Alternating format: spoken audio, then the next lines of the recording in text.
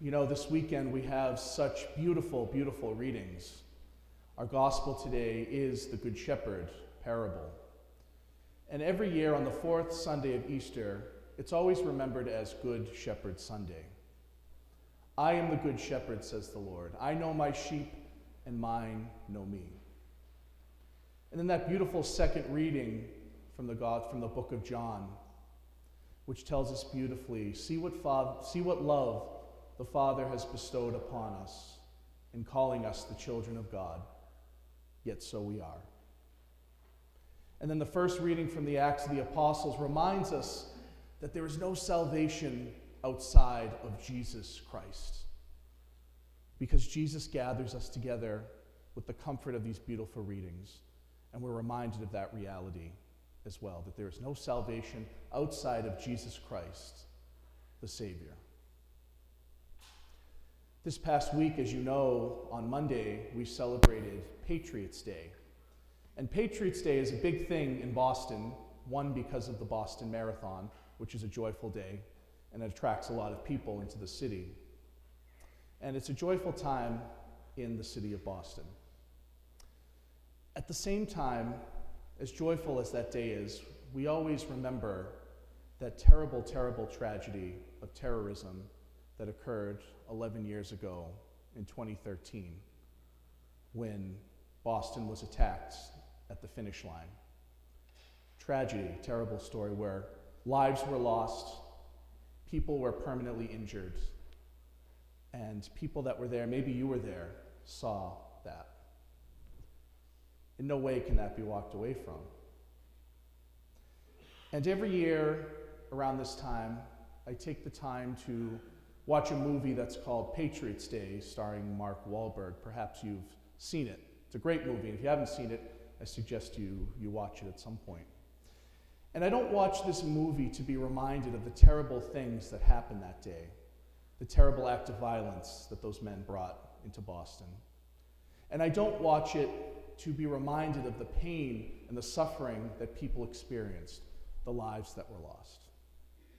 But rather, I watch this movie because it inspires me about how the people of Boston came together in a time of tragedy, came together in an unexpected time, in a time of tragedy. People didn't scatter, people came together. Our first responders, the police, the fire, the medical personnel, rushed to the finish line to assist those who were hurt and to stand with those who had died. Other people who were watching the marathon came running to help those who were in need. They came together.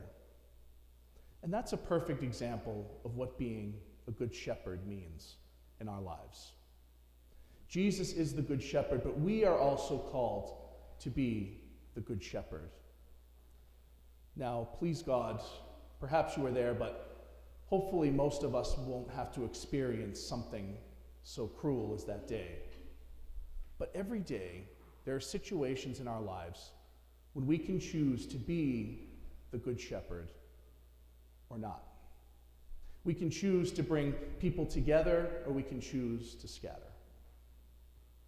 For example, perhaps there's a person or a group of people in your life that you walk away from because you don't see eye to eye, because they annoy you. For one reason or another, you walk away. Perhaps it's time to come back to that situation, as hard as it may be.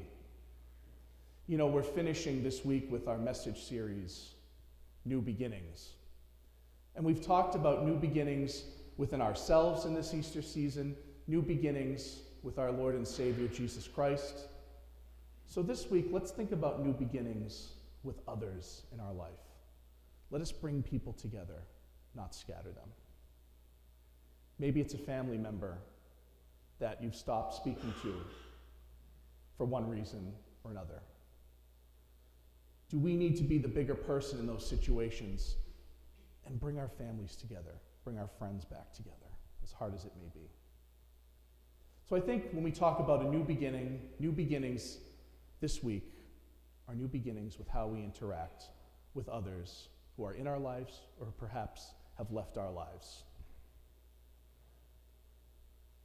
Also, on this Good Shepherd Sunday, we remember the beautiful call to the priesthood.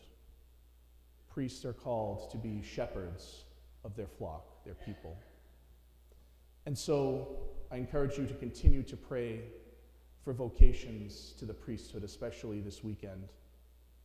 And pray for those priests that have been in your lives, either currently or in the past. Perhaps they've gone home to God. And pray for more men to step forward and to embrace this beautiful call of the priesthood.